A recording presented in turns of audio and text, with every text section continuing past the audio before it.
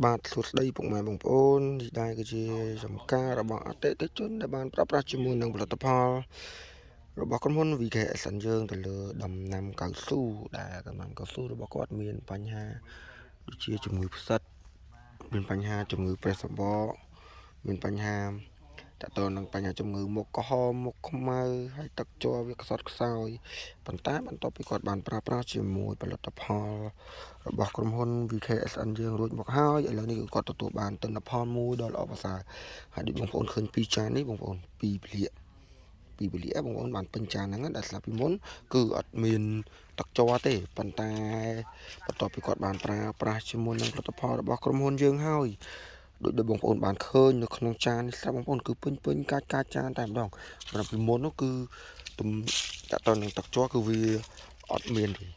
ប៉ុន្តែឥឡូវយើងព្យាបាលហើយគឺវាមានទឹកជ័រឡើងវិញចាក់ស្ដែងបងប្អូនមើលនៅមកជួននៅដើមប្រហែលដើមគឺគាត់បិទមុខជាចោលបងប្អូនដោយសារអីវានៅមានជំងឺធ្ងន់ធ្ងរជួនហ្នឹងអញ្ចឹងគាត់អត់បានព្យាបាលអត់បានបើកមុខវិញទេប៉ុន្តែយើងបានព្យាបាលហើយក្នុងមួយជួរនេះគឺវាមានដើមច្រើនខូចប៉ុន្តែដើមខ្លះគឺវាបានទិន្នផលមកវិញហើយដើមខ្លះក៏គាត់អត់បានបើកមិនទាន់បានបើកមុខដែរហើយដូចដើមនេះអីនេះពីពលាទឹកជ័រហៀចានដូរចានបាត់ហើយបងប្អូន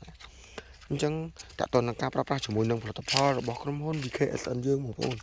គឺទិន្នផលទទួលបានច្រើនមែនទែនដើមនេះឈើយើងនៅបន្តព្យាបាលវាដើម្បីឲ្យវាទទួលបានទិន្នផលដូចដែលយើងបានឃើញនៅក្នុងចានរបស់អតិថិជនអញ្ចឹង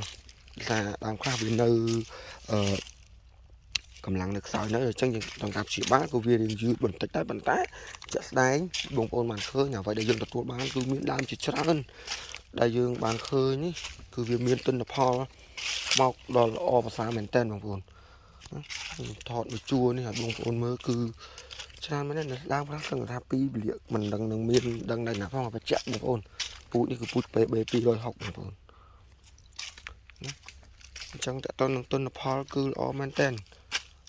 ពីពលាកកាចចានចាក់សម្រាប់ដើមខ្លះក៏វាពេញចានដើមខ្លះវាកាចចានណាបងប្អូនច្រើនល្អមែនទែនសម្រាប់ទិន្នផលរបស់គាត់ដែលគាត់បានប្រើប្រាស់ជាមួយនឹងផលិតផលខាងយើងហើយ